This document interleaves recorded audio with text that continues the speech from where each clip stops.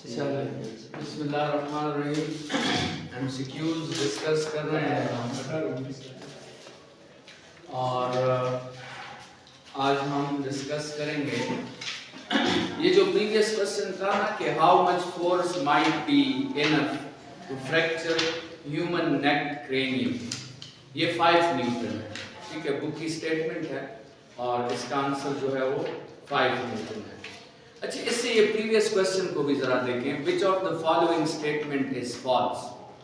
A moving object always have impulse. देखिए, option A में always का वर्ड आया है, ऑप्शन सी में ऑलवेज का वर्ड नहीं आया। ठीक है, इसकी तरफ हमने वहां पे गौर नहीं किया था। ऑप्शन सी को देखें, अ स्टेशनरी ऑब्जेक्ट में हैव इंपल्स, तो मतलब अगर स्टेशनरी ऑब्जेक्ट को मोशन में लाया जाए तो फिर उसमें इंपल्स पॉसिबल है। ठीक है, तो इसमें ऑलवेज का वर्ड नहीं है, इसलिए ऑप्शन सी की पॉसिबिलिटी भी है करेक्ट होने की। मतलब फॉल्स स्टेटमेंट इसमें सिर्फ ऑप्शन ए आता है कि हमने डी को सेलेक्ट किया था। स्टेशनरी बॉडी है और आप उस पर फोर्स अप्लाई करें, और नहीं, स्टेशनरी बॉडी तो इनिशियल स्टेशनरी है ना। ठीक है, अब देखिए मूविंग बॉडी है और क्वेश्चन है कि ऑलवेज हैव इंपल्स।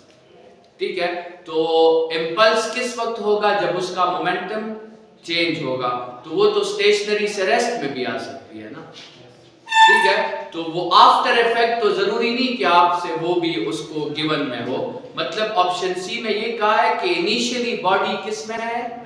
स्टेशनरी है, लेकिन अगर आप उस पे फोर्स अप्लाई करो तो उसका इंपल्स होगा, क्योंकि वो मोशन में आना शुरू हो जाएगी। अगर इधर ऑलवेज का वर्ड होता तो फिर हम ऑप्शन डी को सेलेक्ट करते, लेकिन फिलहाल इसमें जो गलत बात है वो ये है कि अ moving object always have impulse. अगर यहां लिखा होता अ moving object may have impulse तो फिर ये बात भी ठीक थी। ठीक है, मूविंग ऑब्जेक्ट का इंपल्स हो भी सकता है और नहीं भी हो सकता, लेकिन ऑलवेज का वर्ड यहाँ पे जो है पूरा मसला क्रिएट कर रहा है। अच्छा, आप नेक्स्ट क्वेश्चन की तरफ आए। The force, the graph below shows how the force acting on a body varies with time. तो आपको एक फोर्स टाइम ग्राफ गिवन है। Assuming that the body is moving in a straight line, by how much does the momentum change? Momentum का change इस graph से कैसे find करेंगे? Newton by हाँ, F by T। देखिए, अकॉर्डिंग टू फॉर्मूला मोमेंटम का change जो है इंपल्स होता है, और इंपल्स होता है फोर्स और टाइम के प्रोडक्ट के इक्वल। और हमने कहा था जब भी प्रोडक्ट का फॉर्मूला आएगा तो हम एरिया फाइंड करेंगे, जब भी रेशो का फॉर्मूला आएगा तो हम स्लोप फाइंड करेंगे, और जब भी प्रोडक्ट का फॉर्मूला आएगा तो हम क्या फाइंड करेंगे? एरिया। ठीक है, तो हमने इस ग्राफ का क्या फाइंड करना है? एरिया फाइंड करना है। इस ग्राफ को आप देखें तो ये इस तरह के शेप का एक ग्राफ आपको नजर आ रहा है, जिसमें इसको ए बी कहा है, इस पॉइंट को सी कहा है, बी का टाइम 1 है और फोर्स जो है वो भी 1 है, और सी का टाइम 3 है और फोर्स जो है वो भी 3 है। आप इस तरह करें कि इस शेप को एक रेक्टेंगल और एक ट्राइंगल में कन्वर्ट कर दें। इस रेक्टेंगल का एरिया कितना होगा? 1 मल्टीप्लाई बाई 3, तो इसका एरिया हो जाएगा 3, और इस ट्राइंगल का एरिया होगा हाफ बेस। बेस इसका कितना होगा? 1 से लेकर 3 तक कितना बेस होगा? 2, और हाइट इसका कितना होगा? वो भी 2 होगा। ये 2 कैंसिल, तो 3 + 2 आपके साथ टोटल चेंज इन मोमेंटम क्या आ जाएगा? 5 न्यूटन सेकंड। ऑप्शन डेल्टा इसमें करेक्ट है। नेक्स्ट क्वेश्चन को देखें। The following graph shows the variation of force with time. तो इस ग्राफ का एरिया हमें क्या देगा? यही क्वेश्चन है। यहाँ पर फोर्स टाइम ग्राफ का एरिया मालूम करके हमें क्या मिला? मोमेंटम मिला ना, चेंज इन मोमेंटम। तो यहाँ भी फोर्स टाइम ग्राफ का अगर हम एरिया मालूम करेंगे तो हमें क्या चीज मिलेगी? हमें चेंज इन मोमेंटम मिलेगा।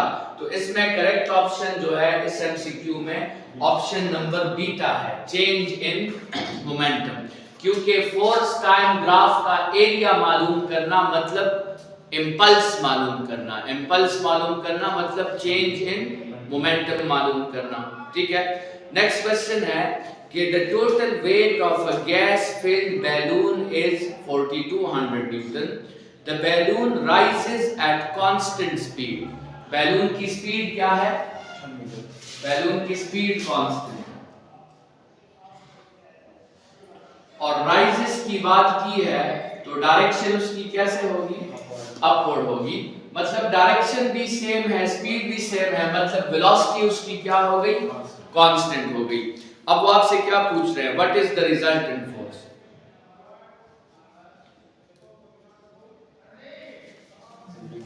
ऑलरेडी उस बैलून पे एक फोर्स मौजूद है 4200 न्यूटन, लेकिन वो कांस्टेंट वेलोसिटी से मूव कर रही है।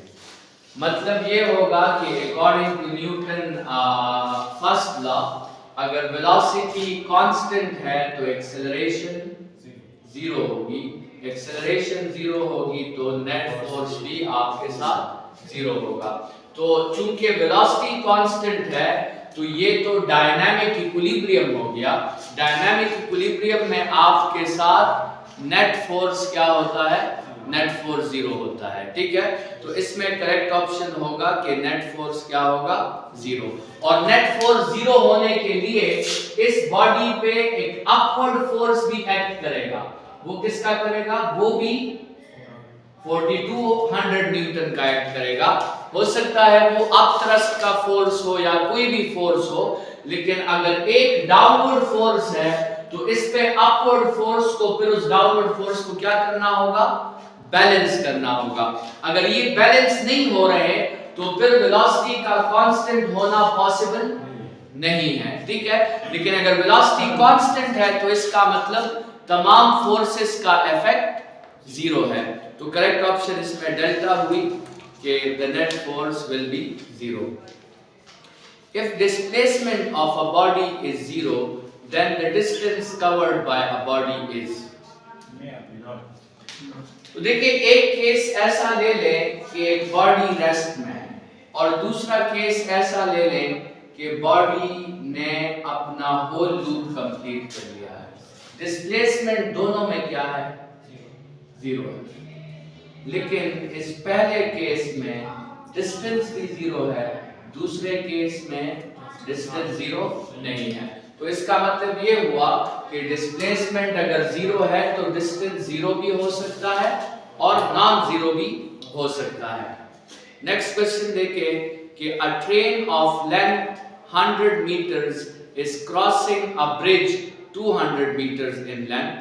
The speed of the train is 72 kilometers per hour. What is the total time to cross the bridge? अब देखिए, सबसे पहले तो इस तरह कर लें कि स्पीड को किलोमीटर्स पर आवर से आप मीटर्स पर सेकंड में कन्वर्ट कर लें। तो 72 into 1000 डिवाइडेड बाय 3600, ये जीरोस के साथ और 36 2, तो ये हो जाएगा 20 मीटर्स पर सेकंड। अच्छा, आप ट्रेन की अपनी लेंथ कितनी है? ट्रेन की अपनी लेंथ है 100 मीटर्स, और ब्रिज कितना है? ब्रिज है 200 मीटर्स। इसमें एक पॉइंट याद रखनी है कि डिस्टेंस अब आपने 300 मीटर्स लेना होगा। ठीक है, क्योंकि देखिए यहां से कैलकुलेशन स्टार्ट करेंगे, लेकिन इन तब करेंगे जब आपके साथ ट्रेन का लास्ट पोर्शन ब्रिज को क्रॉस करने लगे, तो उसमें ये 200 और 300 का डिस्टेंस आपस में ऐड हो जाएगा। तो आपने फॉर्मूला यूज करना है, speed is equal to distance by time, या time is equal to distance by speed. लेकिन डिस्टेंस में क्या यूज करना है 300 और टाइम में 20। इससे आपका आंसर आएगा 15 आएगा ना, Yes, sir. 15 आंसर आएगा। तो टाइम कितना कवर होगा 15 सेकेंड्स। और करेक्ट ऑप्शन है ऑप्शन नंबर बी का। The displacement time graph for two bodies A and B, one at 30 degrees और दूसरा 60 degrees। आपके साथ दो बॉडीज का आपको डिस्प्लेसमेंट टाइम ग्राफ दो बॉडीज का गिवन है, बॉडी A का और बॉडी B का। बॉडी A 60 डिग्रीज बना रहा है, बॉडी B 30 डिग्रीज बना रहा है। तो और क्वेश्चन ये है कि what is the ratio of their speeds. So distance time graph का जो स्लोप होता है वो स्पीड को शो करता है। और स्लोप के हमने डिफरेंट फार्मूलाज पढ़े थे और हमने पढ़ा था कि थीटा के केस में स्लोप का फार्मूला टेंजेंट थीटा होता है, ठीक है। तो आपने क्या करना है, स्पीड A का अगर स्पीड B के साथ रेशो लेना है तो असल में आपने दोनों के स्लोप्स का रेशो लेना है। और दोनों के स्लोप्स का रेशो का मतलब टेंजेंट 60 बाय टेंजेंट 30। टेंजेंट 60 जो है ये 3 के इक्वल है और टेंजेंट 30 जो है ये √3 के इक्वल है, ठीक है ना। तो आप इस तरह करेंगे, सही कहा कि नहीं, टेंजेंट 60 √3 है, हाँ टेंजेंट 60 √3 है और टेंजेंट 60 1/√, टेंजेंट 30 1/√3 है। ये 1/√3 ऊपर चला जाएगा तो इस रेशो से √3 का स्क्वायर, वो स्क्वायर √ के साथ कैंसिल, तो रेशो आ जाएगा क्या 3:1। तो करेक्ट ऑप्शन आपके साथ इसमें ऑप्शन अल्फा है 3:1। An athlete completes one round of a circular track of radius in 40 seconds। एक सर्कुलर ट्रैक का रेडियस है और एक एथलीट वन राउंड कितने टाइम में कंप्लीट करता है 40 सेकंड्स में, मतलब उसका टाइम पीरियड 40 सेकंड्स है। अब वो आपसे पूछ रहे हैं कि आप क्या फाइंड करें, what will be the displacement at the end of 1 minute. 1 minute का मतलब 60 सेकंड्स। तो आप देखें कि यहां से बॉडी स्टार्ट हुई तो 40 सेकंड्स में तो उसने साइकिल कंप्लीट कर दिया। अब 20 सेकंड्स में वो हाफ साइकिल और कंप्लीट कर लेगा। तो बॉडी पॉइंट ए से बिल्कुल डायमीटर के अदर साइड पे चली जाएगी और डिस्प्लेसमेंट शॉर्टेस्ट पाथ होता है तो यहां पे वो इक्वल होगा किसके 2r, ठीक है। सो आपके साथ अच्छा 80 सेकंड्स में डिस्प्लेसमेंट किसके इक्वल होगा 0। 20 सेकंड्स में 2r, 10 सेकंड्स में 10 सेकंड्स में बॉडी पॉइंट ए से यहां तक पहुंची होगी। और आपने ये पाइथागोरस थ्योरम से ये डिस्प्लेसमेंट फाइंड करना होगा और ये हमने निकाला था √2r, इसकी वैल्यू क्या आ रही थी √2r। तो 10 सेकंड्स पे √2r, 20 सेकंड्स पे 2r, 30 सेकंड्स पे भी √2r और 40 सेकंड्स पे 0, ठीक है। अच्छा, a body is falling freely under gravity, the ratio of distances covered by first second, second और third second, पहले सेकंड, दूसरे सेकंड और तीसरे सेकंड में जो डिस्टेंसेस कवर हुए हैं उनका क्या निकाल लें, उनका रेशो। इसमें आप न्यूटन इक्वेशन से भी इसे हल कर सकते हैं। वेलोसिटी टाइम ग्राफ से भी इसे हल कर सकते हैं, लेकिन एज अ शॉर्टकट ये याद रखिए कि आपके साथ फ्री फॉल में फर्स्ट सेकंड जो होता है उसमें बॉडी फासला कवर करता है 5 मीटर्स का, दूसरे सेकंड में बॉडी फासला कवर करता है 15 मीटर्स का, तीसरे सेकंड में बॉडी फासला कवर करता है 25, इसी तरह फोर्थ सेकंड में बॉडी फासला कवर करता है 35 मीटर्स का, और इसी तरह आप 10 को फिर ऐड करते जाएंगे। क्वेश्चन ये था कि पहले, दूसरे और तीसरे सेकंड्स का रेशो निकाले, तो वो होगा 5:15 ratio 25।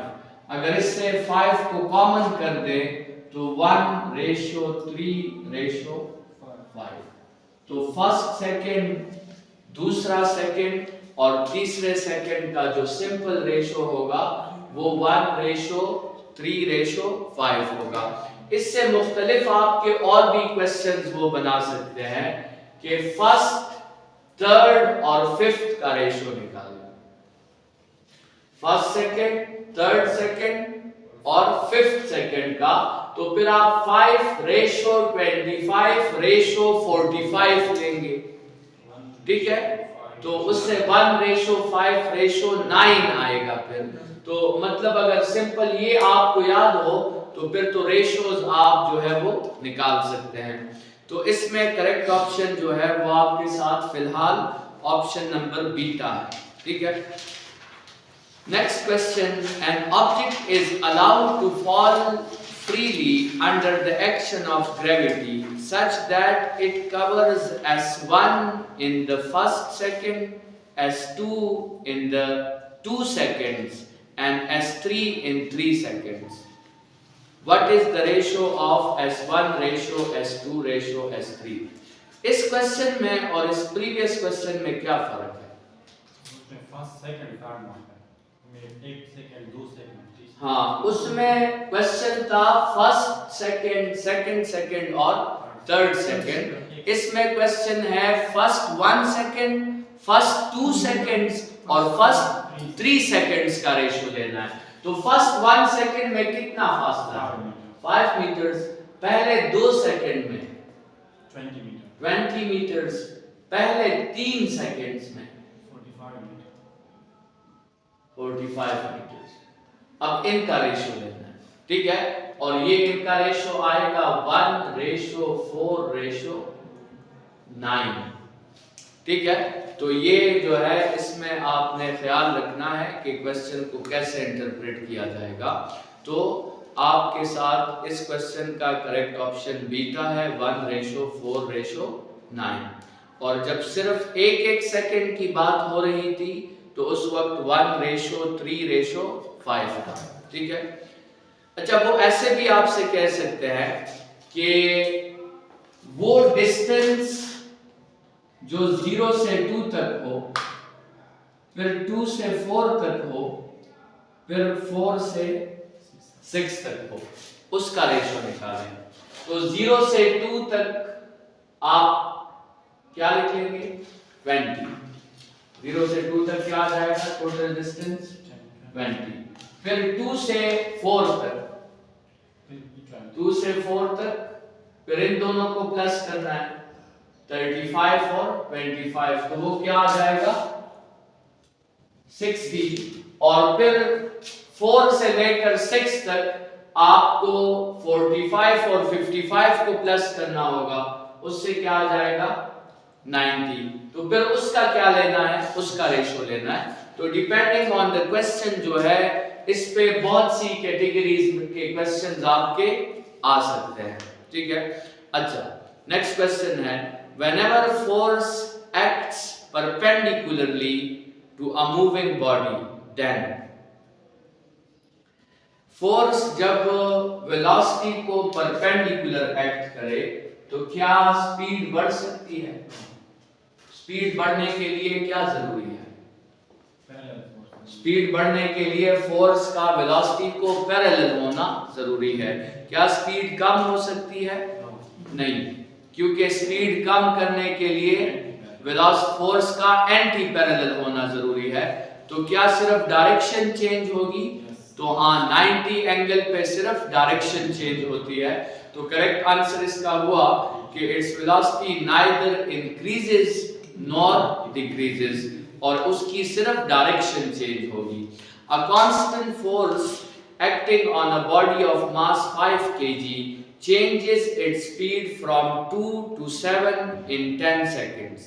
The direction of motion of the body remains unchanged. What is the magnitude of the force?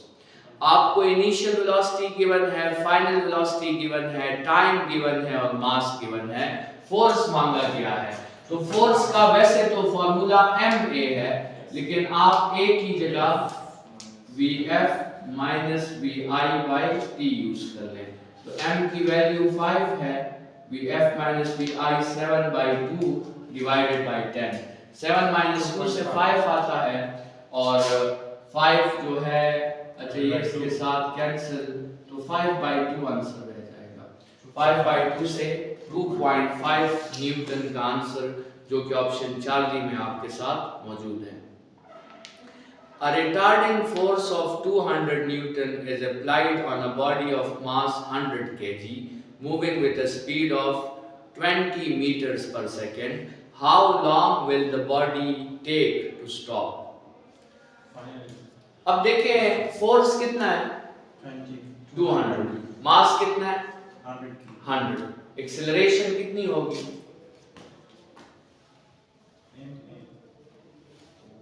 A is equal to F by m है ना, एक्सेलरेशन 2 होगी। लेकिन क्वेश्चन में कहा है कि रिटार्डिंग फोर्स, तो असल में एक्सेलरेशन -2 होगी।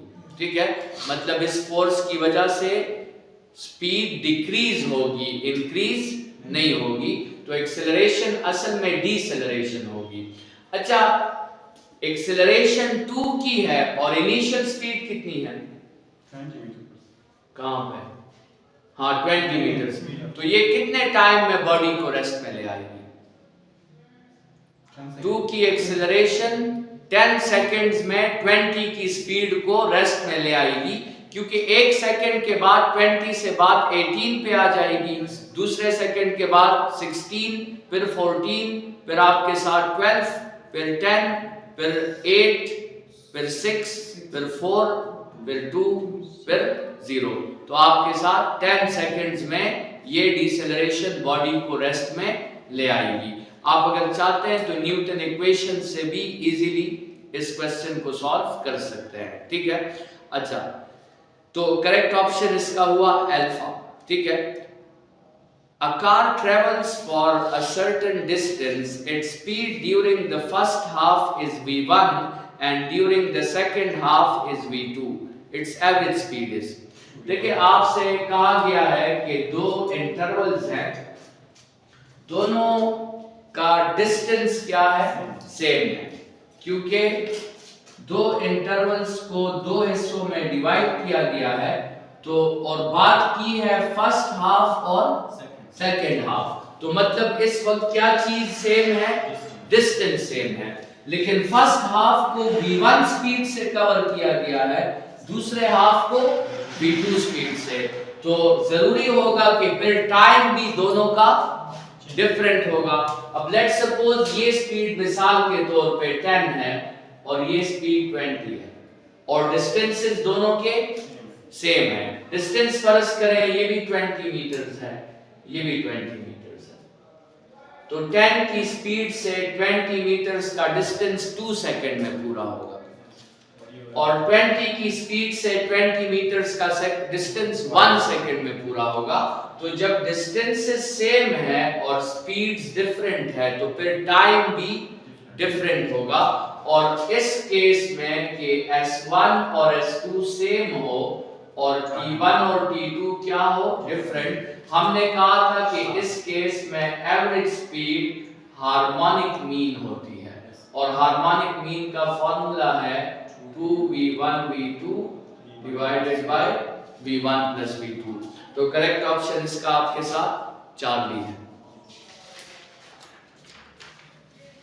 नेक्स्ट क्वेश्चन है कि a body moves from Lahore to Islamabad with a speed of 60, it returns back to Lahore with a speed of 40।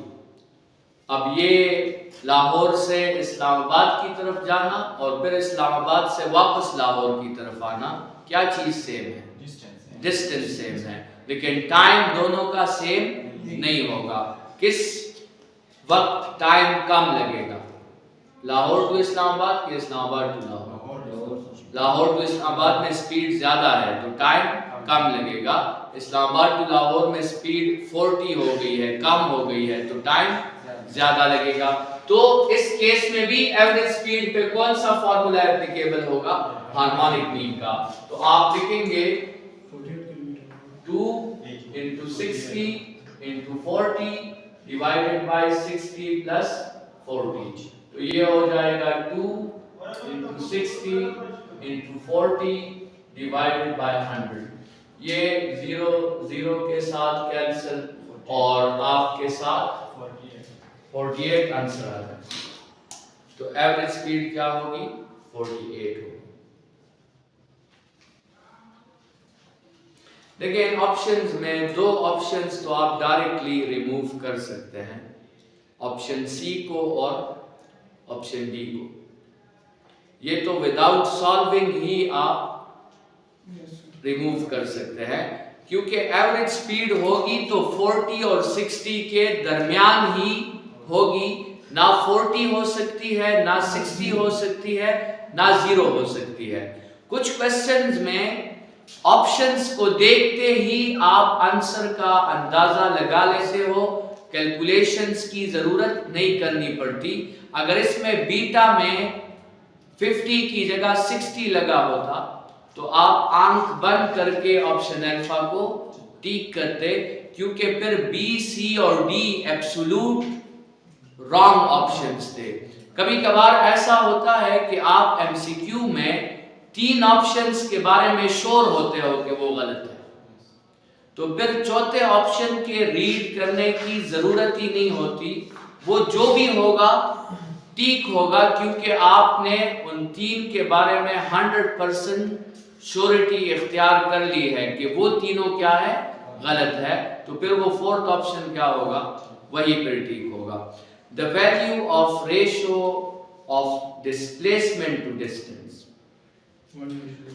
हमें पता है कि डिस्प्लेसमेंट का जो मैग्नीट्यूड होता है ये हमेशा डिस्टेंस के या इक्वल होता है या उससे कम होता है। तो अगर हम इस डिस्टेंस को डिवाइड कर दें तो डिस्प्लेसमेंट का डिस्टेंस के साथ रेशियो क्या आएगा? लेस देन और इक्वल टू 1 आएगा। तो इसका करेक्ट आंसर होगा आपके साथ option number beta, delta, sorry, delta equal और लेस देन 1। अच्छा, the displacement time graph given है आपसे और वेलोसिटी का क्या मांगा गया है? रेशियो मांगा है, VA रेशियो VB।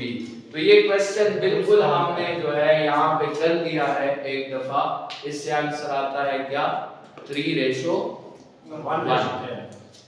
किसका किसके साथ रेशियो? अच्छा, ये रिवर्स कर दिया है, ठीक है। तो वो VA यहाँ पे A 60 एंगल बना रहा था और इस नए क्वेश्चन में A 30 एंगल बना रहा है। तो ये आपके साथ इसका रेशियो जो होगा वो slope of A divided by slope of B, उसमें 1/√3/√3 आएगा। तो ये 1/√3 का स्क्वायर और रेशियो सिंप्लीफाई होके 1/3 हो जाएगा, ठीक है। तो ऑप्शन डेल्टा इसमें करेक्ट है। Newton first law is also the law of inertia. The slope of velocity time graph is acceleration. अगर ये होता the area of velocity time graph, distance नहीं ना, डिस्प्लेसमेंट, ठीक है। वेलोसिटी टाइम ग्राफ का एरिया डिस्प्लेसमेंट है, स्पीड टाइम ग्राफ का एरिया डिस्टेंस है। For a moving object what is true? Distance can never be zero. Its displacement can be zero, its distance can never be zero. Distance and displacement both can be zero, both A and B. No. Its displacement can be zero and its distance can never be zero. ये दोनों बातें ठीक है, तो correct option इसमें delta है, both A and B. The ratio of distance to displacement for a simple harmonic motion after half of its vibration. देखिए, half of vibration का मतलब ये है कि सिंपल हार्मोनिक मीन से एक्सट्रीम पे आया और एक्सट्रीम से वापस मीन पे आ गया। इसको हम क्या कहते हैं? हाफ वाइब्रेशन, और इसको हम वन ऑसिलेशन भी कहते हैं। ठीक है, असल में वाइब्रेशन और ऑसिलेशन में छोटा सा फर्क है। एक वाइब्रेशन में दो ऑसिलेशंस होती है। ऑसिलेशन हाफ वाइब्रेशन के इक्वल होता है। नॉर्मली तो एक वाइब्रेशन तब होता है जब एक पार्टिकल एक्सट्रीम तक जाता है, वापस मीन तक आता है, दूसरे एक्सट्रीम तक जाता है, वापस मीन तक आता है, तो इसको हम कहते हैं वन वाइब्रेशन। लेकिन इस वन वाइब्रेशन में कितने ऑसिलेशंस हुए हैं? दो ऑसिलेशंस हुए हैं। ये एक ऑसिलेशन है और ये दूसरा ऑसिलेशन है। ठीक है, तो हाफ वाइब्रेशन की जगह वो क्वेश्चन में वन ऑसिलेशन का वर्ड भी यूज कर सकते थे। अब वन ऑसिलेशन में अगर एक इन्होंने अच्छा, बस ठीक है, ये फिर जो है आपके साथ वाइब्रेशन और ऑसिलेशन को यहाँ वो एक ही वर्ड में डिस्क्राइब कर रहे हैं, लेकिन ये फर्क ज़हन में याद रखें कि वाइब्रेशन और ऑसिलेशन नॉर्मली तो हम फिजिक्स के डोमेन में इसको एक ही चीज कंसिडर करते हैं, लेकिन इसमें ये फर्क है कि वन वाइब्रेशन जो है वो दो ऑसिलेशंस के इक्वल होता है। मतलब अगर इस पे ऐसा क्वेश्चन आए कि how are vibrations and oscillations related with each other, तो उसमें आपने सेलेक्ट करना है कि one vibration is equal to two oscillations. ठीक है, अच्छा, तो वो इसकी बात कर रहे हैं कि बॉडी एक्सट्रीम तक गई और वापस मीन तक आई, तो इस वक्त इसका डिस्प्लेसमेंट क्या होगा? जीरो। डिस्टेंस क्या होगा? 2 टाइम्स एम्पलीट्यूड। ठीक है, और वो आपसे क्या कर रहे हैं? किसका किसके साथ रेशियो निकालें? डिस्टेंस का डिस्प्लेसमेंट के साथ। तो 2 टाइम्स एम्पलीट्यूड डिवाइडेड बाय 0, इससे आपका आंसर इनफाइनाइट आ जाएगा। तो आपके साथ इसका करेक्ट ऑप्शन क्या होगा इस क्वेश्चन का? Beta, infinite. ठीक है,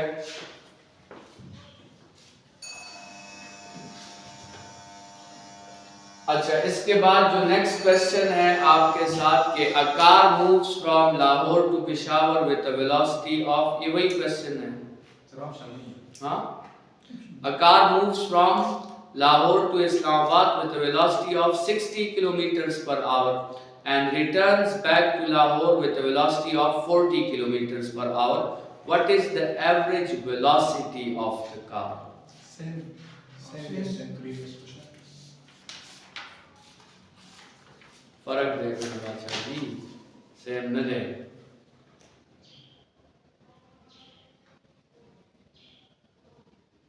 सोचे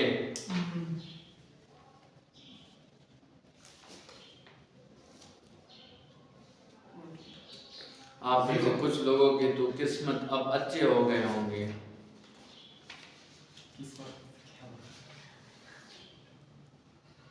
किस्मत किससे अच्छे होते हैं? एक तो हिजरत करने से किस्मत अच्छी हो जाती है, और एक इकराम मुस्लिम करने से किस्मत अच्छी हो जाती है। ठीक है, अच्छा, तो देखिए वहां एवरेज स्पीड की बात की गई थी, यहाँ पे एवरेज वेलोसिटी की बात की है। एवरेज वेलोसिटी जब वो वापस अपने घर पहुंचेगा तो उसका डिस्प्लेसमेंट क्या होगा? हाँ,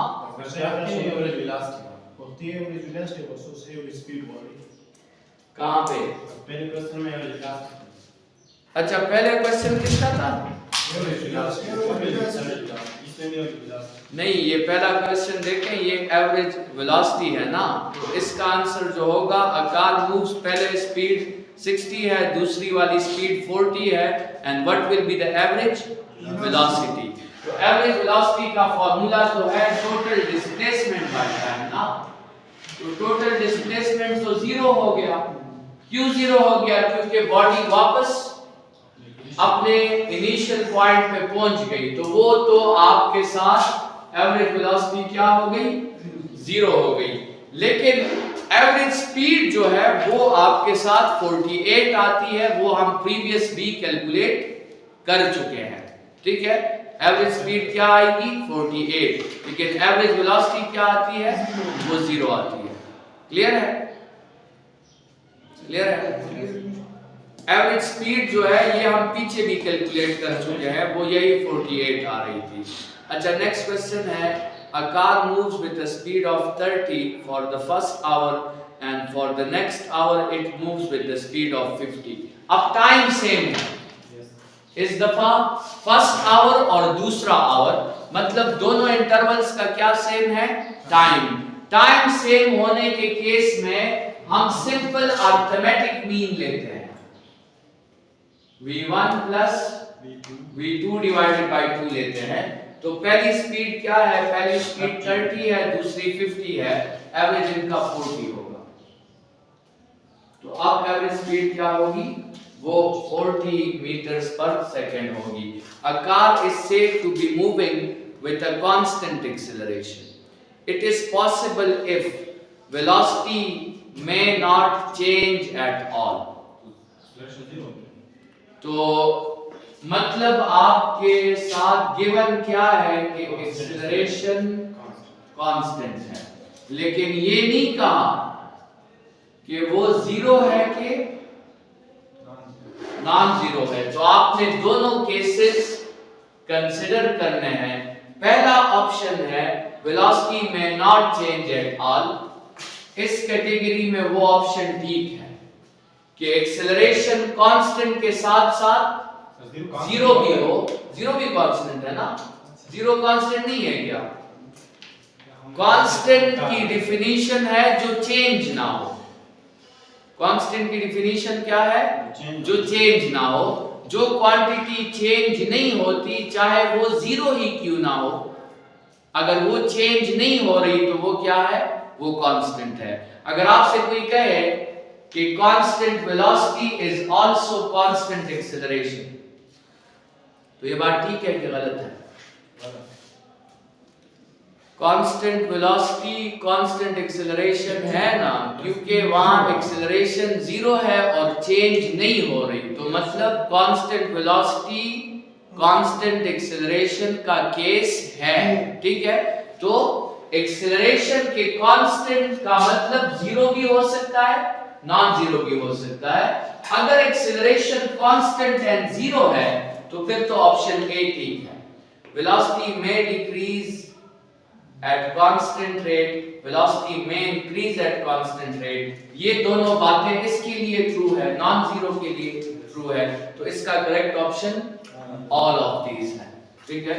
नेक्स्ट इंशाल्लाह फिर कल से शुरू